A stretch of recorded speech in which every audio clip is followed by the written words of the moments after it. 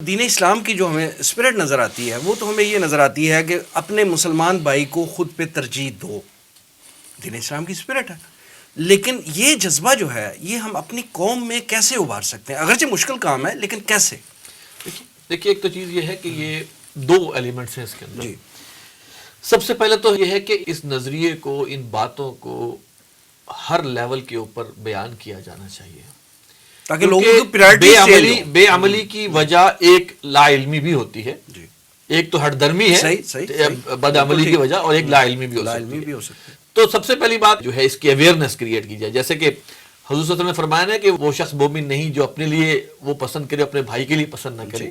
تو وہ ایک اخلاقی تعلیم ہے. اسی طرح ایک اور جگہ حدیث میں آتا ہے نا، آپ صلی اللہ علیہ وسلم نے فرمایا 3 دفعہ قسمیں کھائی، واللہ لا یؤمن، واللہ لا یؤمن، واللہ لا یؤمن.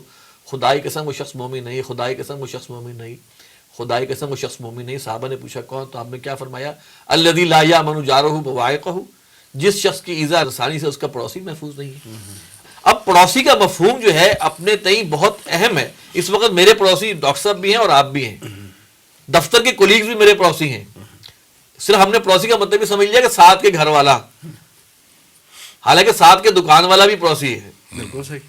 جو سفر میں تھوڑی دیر کے لیے ساتھ بیٹھا ہے وہ بھی پڑوسی ہے، صاحب الجنب. صاحب بالجنب. تو اس لحاظ سے کوئی شخص اگر اس کو اذیت دے رہا ہے تو اللہ کے رسول نے تو قسمیں کھائی ہیں، اور کھائی بھی اللہ کے رسول نے، اور کھائی بھی قسمیں ہیں.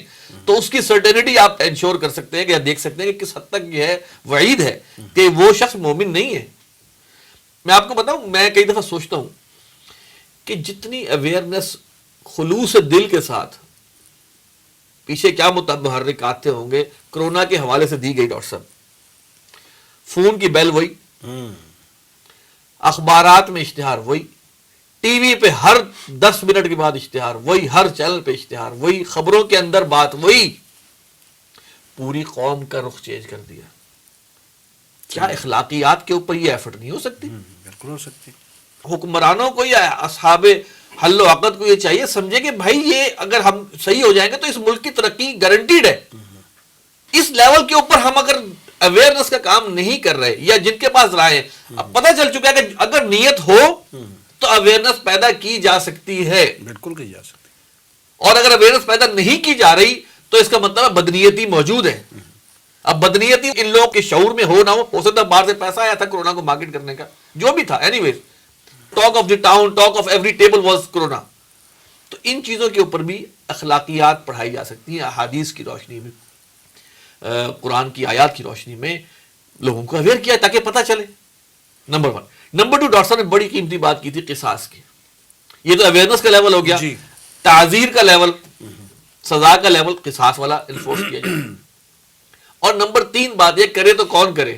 اہل لوگ ان عہدوں پر ہوں گے تو کریں گے نا. تو یہ ساری چیزیں بظاہر ایک دوسرے سے جڑی ہوئی ہیں.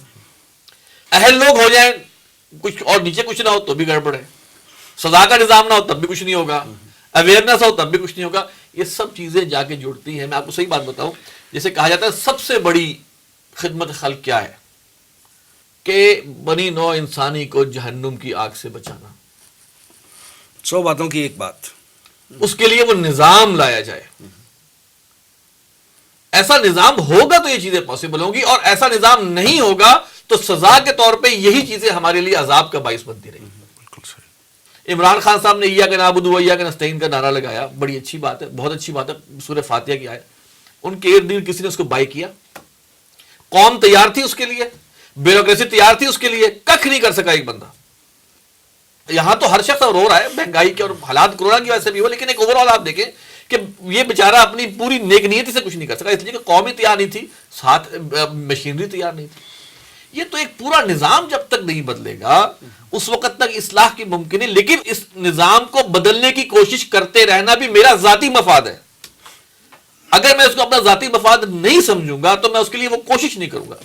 اچھا میرا ذاتی مفاد کیا ہے؟ اگر تو نظام بدل گیا تو پھر تو سب کا فائدہ ہے، اور اگر وہ نظام نہیں بدلا تو کم از کم اللہ تعالیٰ کے ہاں میری ایفرٹ رجسٹر ہو گئی. تو میں پوری امید رکھوں گا اللہ تعالیٰ کے فضل و کرم سے کہ وہ اس کو بھی اللہ تعالیٰ کنسیڈر کرے گا میری نجات پہ. تو نتھنگ ٹو لوز. ہر شخص کو یہ سوچنا چاہیے کہ پہلے خود عمل پیرا ہو، پھر اس نظام کے لیے کوشش کرے.